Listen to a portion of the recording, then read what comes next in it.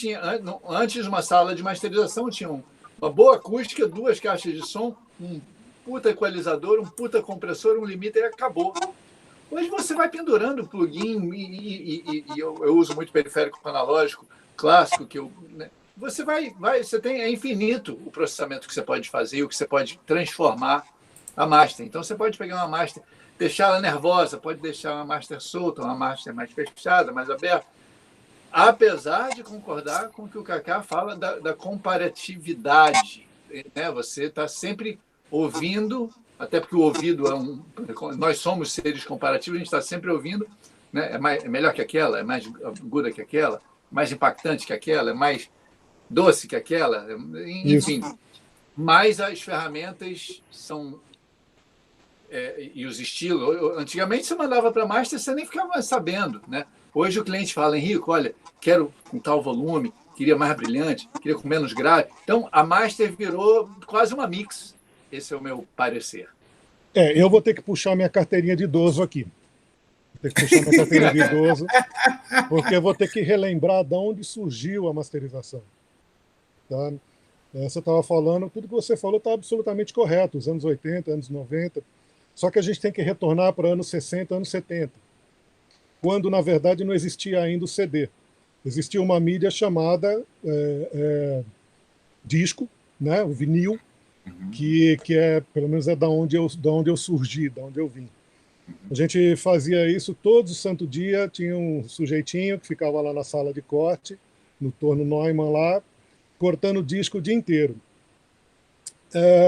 Nessa época, nesse momento da história, não existia uma masterização, existia um processo de gravação e um processo de mixagem. Acabou esse processo, o trabalho saía da sala e ia diretamente para a sala de corte. Ponto final. Não tinha nada. Eu sempre falo, apesar de eu não ter participado de salas de corte, eu sempre falo essa. Então o troço saía daqui, saía da sala de mixagem, fita direto para a sala de corte. Bom, o que acontecia na sala de corte? Acontecia uma coisa que ainda hoje nós temos que lidar com isso, que é a adequação à mídia. Certo? Naquele momento, qual era a mídia? A mídia era o vinil. E o vinil tem uma série de limitações que, se você pegar hoje as normas RIAA, você pegar as curvas de pré-ênfase e de-ênfase, que são processos técnicos que você tinha que fazer para aquele negócio caber ali no vinil, você estava lidando com, basicamente, equalização e volume, porque eram as duas coisas que importavam naquele momento. Por quê? Porque você, dependendo da sua equalização, você podia ou não cruzar a linha, cruzou linha, acabou o vinil, joga fora e faz outra master, faz outro corte, perdão, não chamava master, chamava corte de acetato. E o volume de agudo era limitado, porque como existia pré-ênfase de agudo, não vamos entrar aqui em todos esses detalhes, quem quiser os detalhes procura na enciclopédia, você não podia ter uma determinada quantidade de agudo, porque passava da capacidade da máquina, e principalmente os volumes determinavam as larguras de sulco. Então, se você tinha e o vinil era limitado em tempo, né? Você tinha, dependendo do volume que você colocava, até 22, 23 minutos estourando, e se você quisesse um vinil realmente bom, você tinha que fazer ele com 16, 17 minutos para poder ter um sulco mais largo e, portanto, com um pouco mais de volume. Então, naquele momento da história, não existia o conceito de master. O conceito de master ele veio um pouco depois, quando apareceu o Compact Disc. E o que aconteceu com o CD? Cara, estou te falando, eu tenho que puxar a casinha de idoso, porque eu estava lá. O que aconteceu foi uma coisa muito simples. Da noite para o dia, você deixou de ter todas as limitações que aconteciam no vinil, e assim, para ser bem objetivo, cara, limitações mesmo. Se você fizesse um processo de mixagem sem levar em conta o vinil, você tomava uma bronca danada do teu chefe e teu emprego estava em risco. Porque você tinha que voltar para a mixagem, quando você tinha que remixar alguma coisa, porque deu problema no corte, cara, isso era um enorme problema. Né? Então, todo mundo tomava bastante cuidado para isso não acontecer. Isso inclui a quantidade de graves, quantidade de agudo, espectro, etc, etc. Bom, o que aconteceu? Quando apareceu o tal do Compact Disc, da noite para o dia, sumiram essas limitações de dinâmica e de quantidade de grave e agudo. Você basicamente podia colocar naquela mídia mais ou menos o que você bem entendesse. Bom, o resultado disso foi óbvio, né? Foi óbvio e eu passei por Já isso está tudo pronto, muitas vezes. Logo mais. O resultado imediato é o seguinte: os CDs passaram a soar horríveis, passaram a soar muito mal. Por quê? Porque começou a se mixar achando que você podia fazer qualquer coisa em relação ao artístico, podia botar o que você bem entendesse lá, e quando se fabricava o CD, você ia comparar com o vinil que tinha as suas limitações, e o vinil soava melhor. Mas, pô, vamos lembrar o seguinte: você tinha ali no vinil 90 anos de desenvolvimento e de progresso no processo, e o outro estava iniciando, o outro tinha 1 ano. Né? Então, você comparar uma tecnologia de 1 ano com uma tecnologia de 90 anos, paga o preço. Certo? E nesse momento começaram a aparecer alguns lugares, um deles foi lá no Rio de Janeiro, em que você tinha a oportunidade de reequalizar o teu trabalho para ele soar um pouco mais parecido com o que estava soando no vinil. Tá? E foi aí que iniciou a coisa de masterização, porque também, obviamente, muito rapidamente, os produtores, os artistas perceberam que você tinha uma chance a mais de manipular o teu trabalho, de você ter mais uma oportunidade de dar mais um tweakzinho no teu resultado final. Tá? Essa é a origem da masterização. Obviamente, isso evoluiu para isso que a gente tem hoje. Hoje eu diria que efetivamente, o trabalho só toma sua forma final na masterização.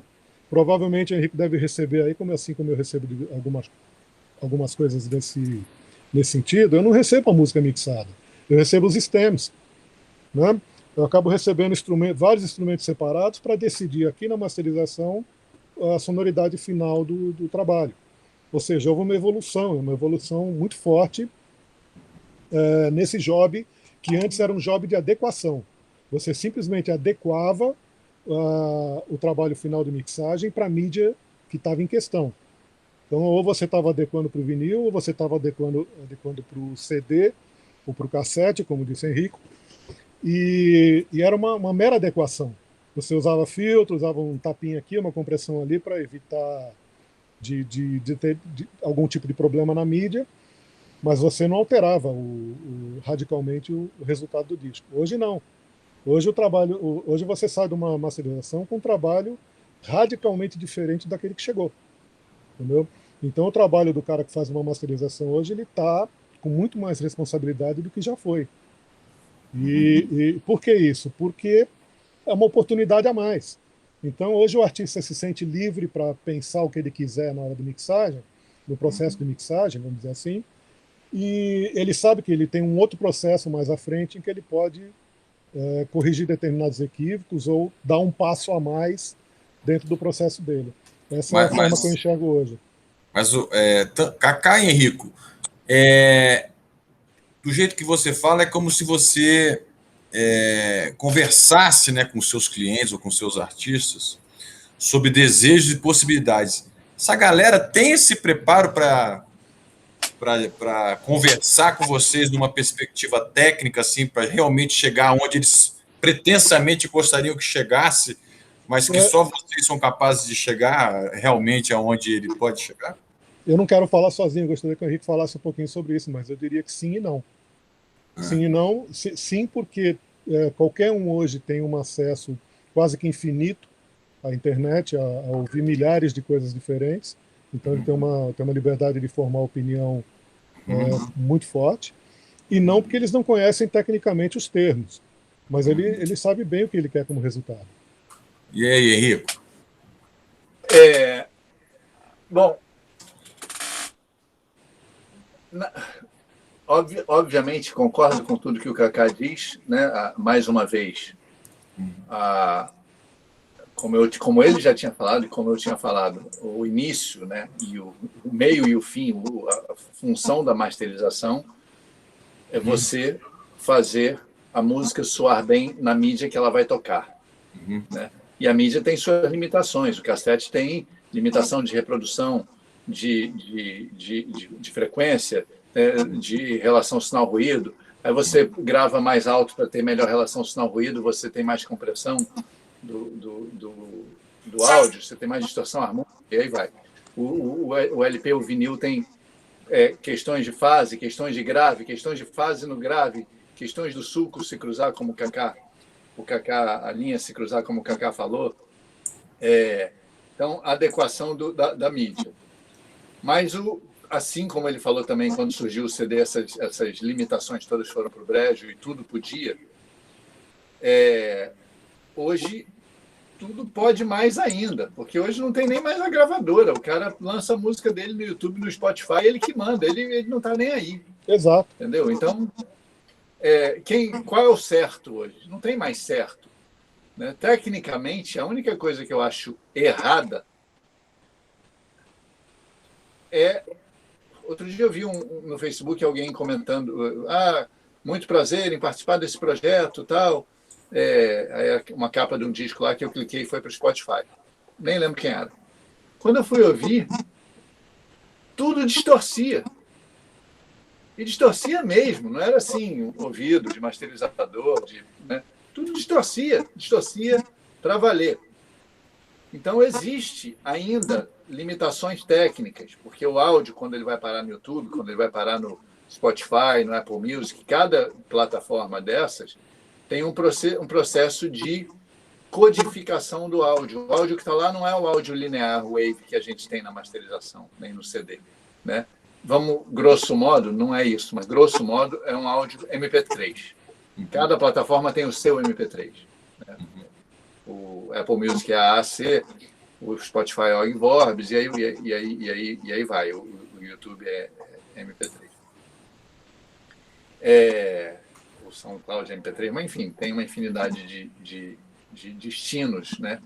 E esse processo, depois que o áudio é linear, essa codificação para transformação para o MP3, vamos chamar assim novamente, ela gera arredondamentos de cálculos, que se o áudio não tem espaço para esse arredondamento de cálculos, ele vai distorcer depois da master. Ele vai distorcer depois de codificado nessas plataformas. Então, o masterizador, ainda que amador, ainda que artístico, ainda que o dono do projeto, ainda que o cara no home studio dele, algum conhecimento é sempre bom você ter. De tudo, né? Por mais que as coisas se facilitaram hoje em dia, continua existindo frequência, continua existindo onda, continua existindo microfone, diafragma, continua existindo fase, tudo continua existindo. A física nunca vai mudar. Né? As ferramentas só vão facilitando. Né? Hoje em dia você tem 1000 ferramentas que são para músicos não técnicos, vamos chamar assim. Né? Então, não se fala em hertz, se fala em mais grave, mais gordo, mais brilhante, mais presente. Então, essas formulinhas vão mexendo nas frequências, quando é de reverb, vão mexendo nos pré-delays e nas difusões e tal. E aí vai. Né? Então, esses termos físicos, acústicos do áudio foram sendo traduzidos nas ferramentas para uma forma muito fácil de trabalhar. Mas quanto mais a gente conhece, menos a gente, né, mais a gente chega em resultados melhores e evita problemas. Quando o Kaká falou dos stems, né, isso é um procedimento comum hoje em dia. Naquela época que a masterização nem era falada, como o Kaká disse, era corte, né, terminava a mixagem e ia para a fabricação do CD, do vinil. CD não, do vinil. Do vinil. Tinha, como o Kaká disse, alguém lá especializado em fazer aquela música caber na mídia. Ele até citou, né, se alguém fizesse uma mixagem cheia de problema técnico que não coubesse a música na mídia, isso era um grande problema.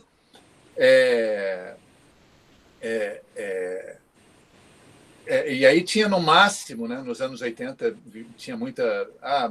faz uma versão com um dB mais de contrabaixo, um dB menos de contrabaixo, já que grave é uma coisa que, dependendo de onde você ouve, ou onde você está na sala acusticamente, ou o carro que você ouve, o lugar que você ouve, se ele é mais grave ou menos grave, você sempre vai estar na dúvida do grave. E a outra questão era o volume da voz. Né? Então, tinha mais e menos volume de voz, mais e menos grave, mais e menos volume de caixa. tinha uns clichês assim que a gente fazia versões de mixagem. Hoje, se você faz stems, você não precisa disso. Stems são subgrupos, né?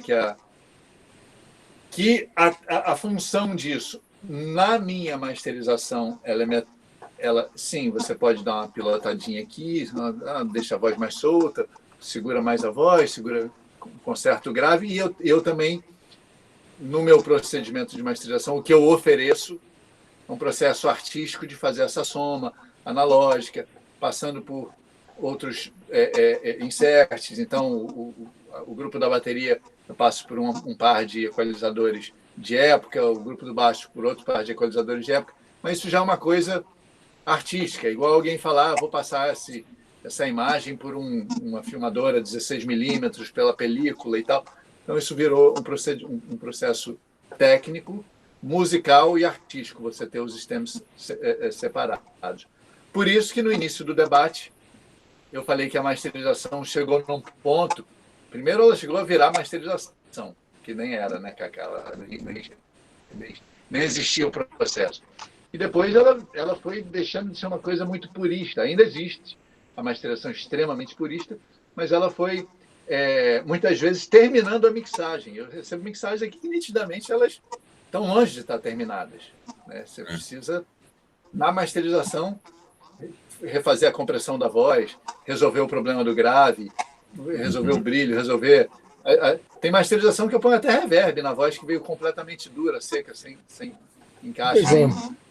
Desde que precise. Né? Não é obrigatório ter reverb. Tem voz sem reverb que está perfeita. Tem voz que ela está completamente fora da música sem reverb. Eu não queria te interromper, mas é o seguinte, queria complementar o que você falou. Terminei. Queria te complementar o que nós estamos conversando. Na verdade, o que acontece é o seguinte, se você fosse considerar a masterização naquilo que ela deveria ser um processo técnico.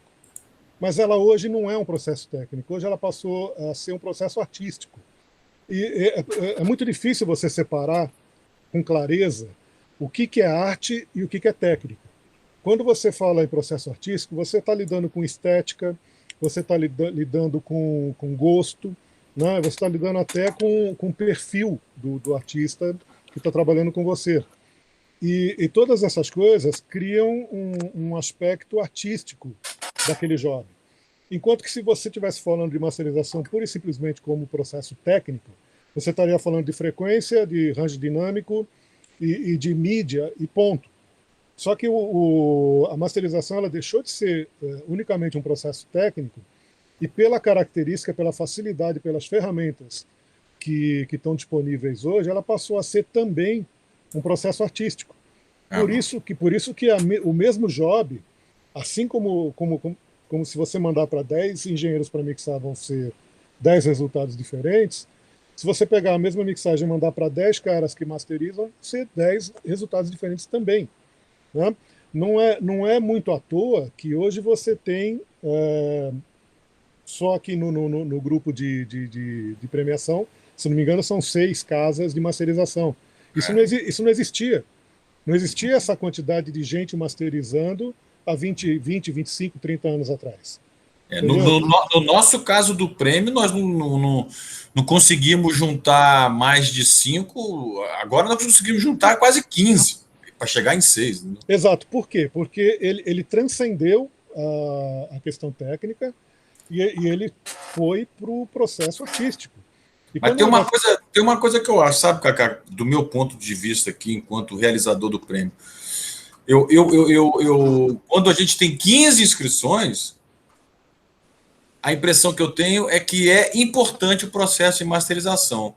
Mas, ao mesmo tempo, eu não sei se as pessoas se inscrevem porque elas acham importante ou se porque elas acham que é uma forma delas aparecer a importância delas diante da possibilidade de cada um masterizar aí por conta própria. Entendeu? Veja bem, Henrique colocou uma coisa que é importante. Hoje a mídia aceita qualquer coisa. Você no processo digital põe qualquer negócio lá. Não importa se ele soa bem, se ele soa mal, se ele soa bem no fone, se ele soa bem na caixa grande, na caixa pequena, não importa. O cara gosta daquele jeito, ele põe lá e pronto. Okay? Quem vai julgar se isso é bom ou se é ruim é o público. E se você tem um grupo de nicho que gosta de uma determinada coisa de uma determinada maneira e tá bom para aquele grupo, então, cara, tá aprovado para aquele grupo ali. Você não tem o que discutir, tá certo? Se você for lidar hoje com todas as possibilidades, com todas as mídias disponíveis, com todos os tipos de sonoridade que são possíveis, cara, você vai ter que fazer uma masterização com 15, 20 saídas. Entendeu? Cada uma para uma coisa. Você, para uma emissora, tem lá um grupo de um tamanho de loudness com um true peak, para outra emissora é um pouco diferente, para botar no YouTube é diferente. Então é o seguinte, cada lugar tem suas características técnicas. Hoje a gente lida com uma frase que eu nunca tinha ouvido falar nela anteriormente, que é o loudness penalty. Né? Você tem que lidar com isso hoje. Que é quanto você perde de loudness dependendo da sua mídia. Cara, faz parte. Isso é processo técnico. Mas o que a gente não tinha... Mas isso que você acabou de manifestar aí é porque você, de fato, obviamente, entende o processo todo musicalmente e tecnicamente. Exato. Isso não é porque a realidade. A coisa mais comum... Não, a coisa mais comum que eu vejo, seja no idioma que for, não é só Brasil, não, fora também, né? As pessoas masterizadores profissionais, masterizando com compressões e limiters diferentes para cada... Eu não sei nem como é que eles lançam isso depois, porque o agregador é o mesmo, entendeu? Não sei. Pois é. Bom, vamos combinar uma coisa. Eu já passei da idade de acreditar em Papai Noel e Coelhinho da Páscoa. Tá? Até gosto do ovo de Páscoa, mas eu sei que quem traz é minha esposa. Então é o seguinte, eu hoje não consigo aceitar muito alguma coisa entrou alto para burro aí. Entrou aqui. Não se preocupa não. Eu não consigo aceitar muito hoje simplesmente você utilizar ferramentas porque alguém disse que é legal. Entendeu? Ou porque você leu em algum lugar que aquilo lá é bacana. Ou porque deu certo. Você pode até ler e experimentar e vir a gostar. Mas não tomar isso como uma verdade sem experimentar. Claro. Eu acho que já passamos da idade disso. Hoje em dia a gente está na idade de ter nossas próprias convicções. Né? A mesma coisa que eu sempre falo de fita. Fita é legal? Sim, a fita tem alguma outra coisinha boa lá, mas quem gosta mesmo é quem nunca usou. Porque quem já teve que usar a fita e alinhar todo dia de manhã e todo dia de tarde, não gosta muito, não. Mas, enfim... Mas muita gente não alinhava. Piorou, né? Mas vamos dizer o seguinte, qualquer tecnologia, eu procuro sempre explicar da seguinte forma, qualquer tecnologia tem seus prós e contras. Se você conseguir usar a tecnologia a teu favor, não importa qual seja, entendeu? Se ela, para a tua estética e para o teu gosto, ela está dando um resultado bom, use. Não tenha nenhuma vergonha de usar. Porque eu vejo de gente fazer um som excelente com multicanal cassete. E o cara gosta daquilo, ele sai um resultado bom, ótimo. Tecnicamente é uma porcaria, vamos ser bem objetivos. Mas o cara consegue fazer um bom resultado. Pô, por que não? Entendeu? Eu tenho uma frase muito famosa aqui, quem me conhece já sabe dela há muito tempo.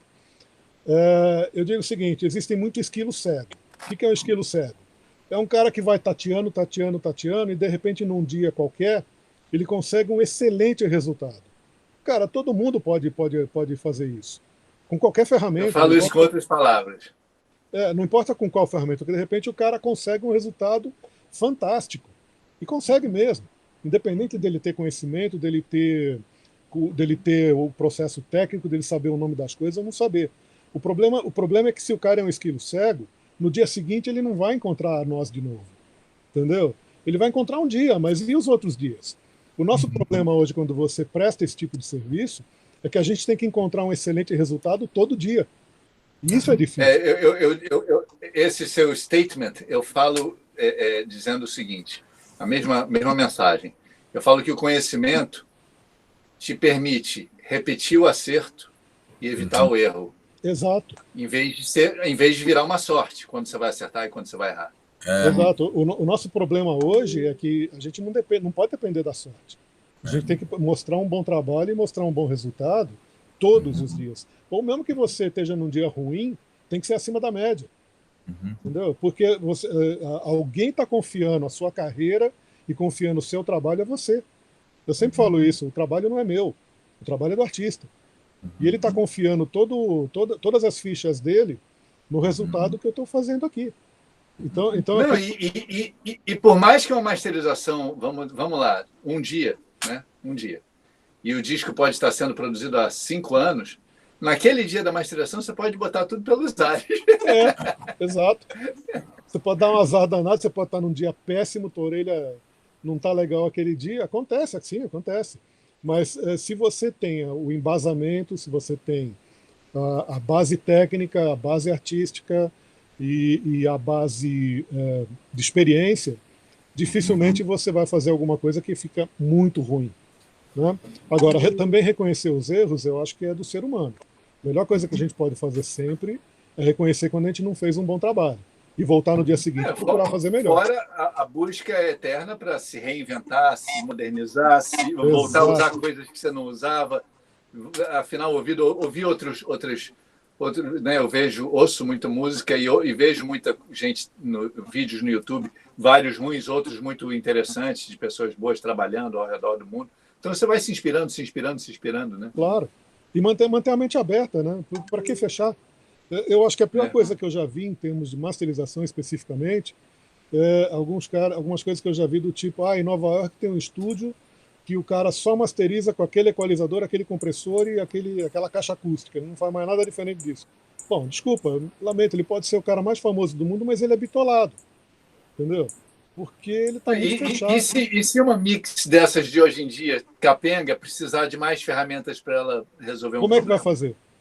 O cara pode ser o melhor cara do mundo, mas ali ele não tem ferramenta para isso. E como você colocou muito bem, essa pandemia trouxe essa história do caseiro, né, no bom sentido, porque, cara, a gente tem que dar a mão à palmatória. O artista, ele não ficou parado. O artista, ele procura, continua tentando colocar para fora a sua arte. E com a ferramenta que ele encontrar. Se o cara encontrou lá uma ferramenta que é de graça e que está lá no PC dele, ele vai usar. E ainda bem que ele tem isso para usar. Porque se a gente estivesse falando de 30 anos atrás, e não existia essa ferramenta, o cara não ia ter um estúdio à disposição, porque ia estar tudo fechado. Entendeu? Então, assim, eu dou graças a Deus que o cara pode... E naquela época, sem pandemia, o estúdio era fechado para ele. Quantos eram contratados para fazer um disco? Pois é, cara. E pior do que isso, se você pegar em termos de valores, você precisava de $1 milhão para ter um estúdio. Entendeu? Hoje não. Hoje você compra um bom laptop, coisa com R$10 mil, você consegue se virar e muito bem, obrigado. Entendeu? E aí é onde vem a história.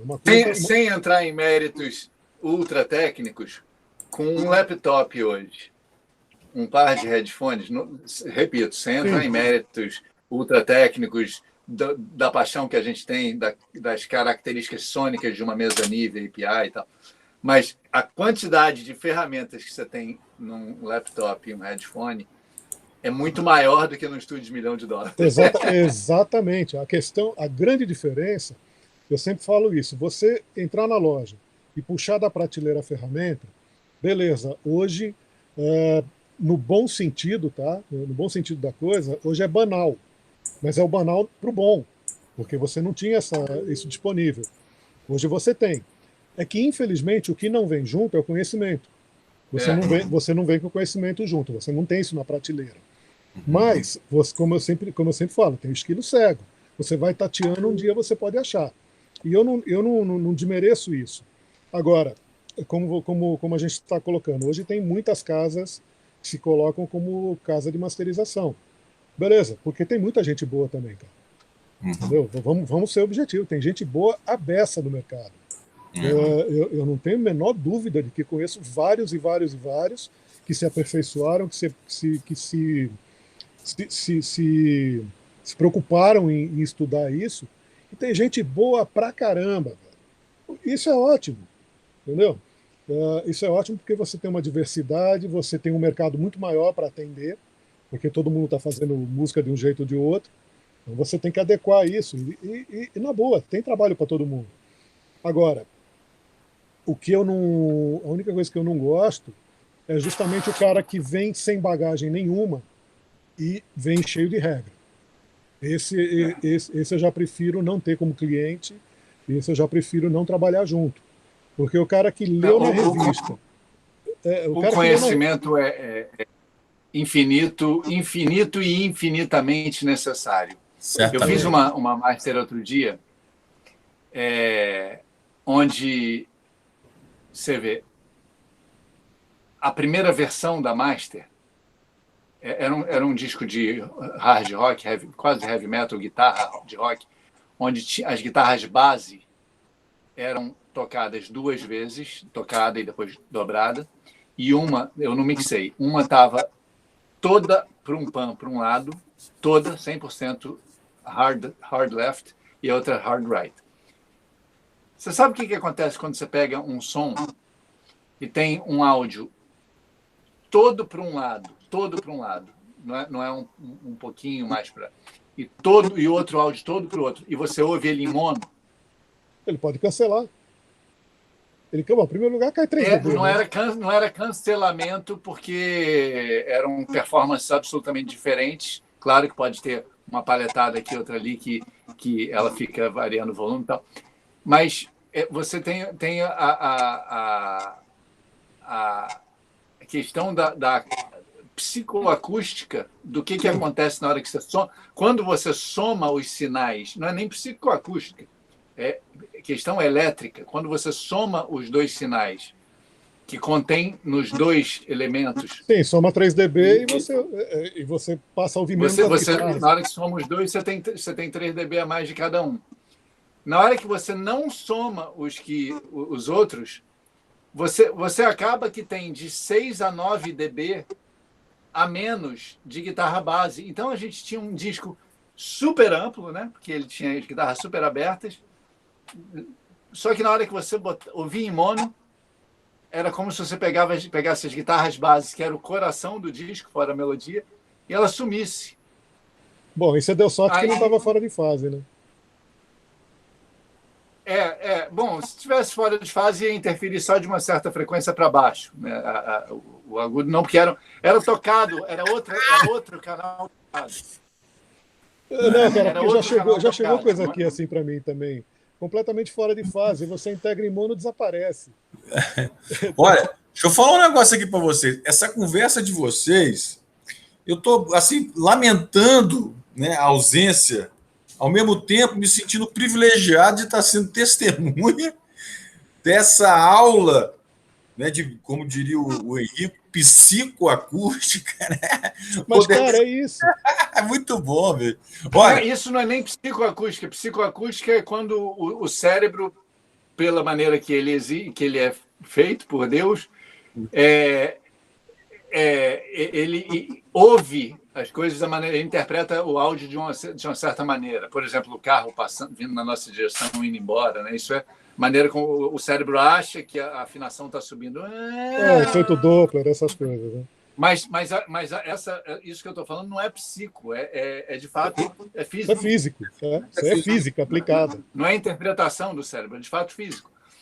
Mas olha, gente, enfim, eu tinha uma relação com o artista, o guitarrista muito boa, né, e eu falei para ele, cara, a gente vai precisar mexer nessas guitarras, eu vou precisar somar essas guitarras no centro, vai fechar um pouco a sua mixagem, o seu pan, não tem outro jeito, né? A vida é uma troca. Ou a gente tem o disco completamente aberto, assim, em estéreo, e em mono suas guitarras vão para o brejo, não tem outra solução. Aí acabou que a gente foi trabalhando isso junto. Mas você vê, você precisa de conhecimento para saber o que acontece. O que acontece quando você soma 2 sinais? O que acontece quando você soma 2 sinais acusticamente? É uma coisa. Quando você soma 2 sinais eletricamente, é outra. Você quer ouvir uma mais engraçada? Quer uma mais engraçada? Eu te conto. Há uns anos atrás, ainda bem que essas coisas a gente tem acesso ao artista. O cara vem e mostra, você fala, vem cá, meu amigo, senta aqui, vou te explicar o que você fez de errado, o cara volta e faz certo. Teve um cara que tinha acabado de comprar o Logic e ele usou o Logic como ferramenta de mixagem. Beleza, só que o Logic tem lá, que vem nele, faz parte do sistema, um sujeitinho que pega um canal mono e abre em estéreo, virando fase. Sabe aquela história de você trocar a fase dos canais e botar para um lado ou para o outro, um troca de fase? Ele fez isso em todos os canais. Ele botou em todos os canais isso. Aí é muito simples, a hora que você botava em mono, desaparecia tudo. Basicamente não tinha som. Eu falei, vem cá, tá vendo essa bobagem? Isso assim, tudo suando aqui atrás, né? Aquelas coisas fora de fase, esquisita pra caramba. Falou, meu amigo, vem cá, vamos conversar aqui, ó. Isso que você fez aqui não vai dar. Pô, mas como não vai dar? Tá bonito. Eu falei, tá bonito até a casa 2. Aqui é a casa 2 que acontece. Integra em mono, some, desaparece a música dele. Mas enfim, é isso. A gente está falando objetivamente de conhecimento técnico, que é necessário e é importante. Conhecimento técnico e assinatura, né, Cacá? Bom, assinatura, responsabilidade, nome, comprometimento. Isso aí, somado a conhecimento técnico, é o que define. Isso não vem na prateleira. Isso não vem na prateleira, isso vem com o tempo e com o reconhecimento das pessoas pelo seu próprio trabalho. E por isso que eu faço questão de manter essas categorias assim, ainda que sejam um risco muito grande, né, colocá-las à disposição, mas justamente para manter destacado dentro da programação do prêmio a importância desses profissionais e dos seus espaços, dos seus ambientes, como uma coisa muito importante dentro desse universo que a gente está falando. Agora é o seguinte, gente, são 18 horas e 13 minutos. Eu sei que o Henrique tem problema, o Cacá tem problema, outros tiveram problemas no meio do caminho. Eu hoje também tenho um compromisso. Eu estou olhando aqui o trânsito para onde eu tenho que ir para ver quanto tempo eu... Então, gente, eu vou, sinceramente, agradecer pela participação de vocês dois, assim, representarem em altíssimo nível a categoria de estúdios de masterização. Sei que tem outras categorias aí que vocês estão participando, e, aliás, o Henrico e o Tagliari são testemunhos de outras lives que são 100% preenchidas pelos finalistas. Hoje realmente foi um ponto fora da curva, mas para mim está gravado, vai para a eternidade e eu acho que foi absolutamente enriquecedor do ponto de vista técnico e também um prazer estar aqui com vocês dois nessa hora e 15 minutos aí que nós passamos juntos. Beleza? Beleza, eu sempre tiro o chapéu para o Gustavo, sempre agradeço ele pelo trabalho que ele tem de organizar o prêmio. Acho que o prêmio sempre é um grande incentivo para o mercado, né? A gente reconhecimento, ouve falar um do outro, se reencontra, eu acho fundamental para o mercado isso. E eu tive a oportunidade, além de participar de mais uma live muito feliz do PPM, de conversar com o Cacá, que eu nunca tinha tido conversa com o Cacá, assim, muito enriquecedor e prazeroso para mim. Valeu, obrigado. Eu só fico triste de ter que puxar a carteirinha de idoso aqui, porque... Para com isso, Cacá, para com isso. Tem coisa que tem que relembrar lá de trás, mas, essencialmente, eu queria primeiro agradecer ao Gustavo, porque realmente é um trabalho importantíssimo esse de agregar tudo que tem no mercado, porque o mercado é muita gente, bastante coisa diferente. E só um detalhe técnico, você vê que nós estamos aqui falando de masterização há um tempão, ninguém falou o nome de um equipamento, porque o equipamento não é o importante nisso, entendeu? Tem vários aí atrás de você, tem vários atrás de mim aqui, mas não é isso que faz o trabalho. Quem faz o trabalho são as pessoas. Exato. E isso ainda é o que enriquece e o que mantém o mercado diferenciado, vamos dizer assim.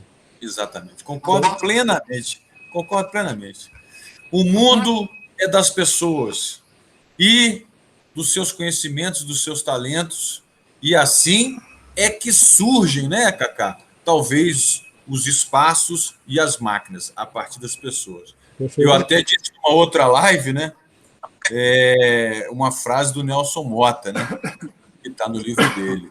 Nós somos um segmento onde os meios levam aos fins e não os fins levam aos meios. Né? E o meio é justamente a capacidade e o talento que todos nós, ou todos vocês, no caso, têm de manipular essas criações do ser humano em favor do ser humano. Gente, Não tenho tempo para mais nada, a não ser dizer tchau, muito obrigado e nos vemos em breve. Um abraço a todos aí, abraço, Gustavo, abraço, Cacá, foi um prazer. Abração, até mais. Boa sorte a todos nós no prêmio. Abraço, gente, obrigada. Obrigado a vocês. Obrigado você.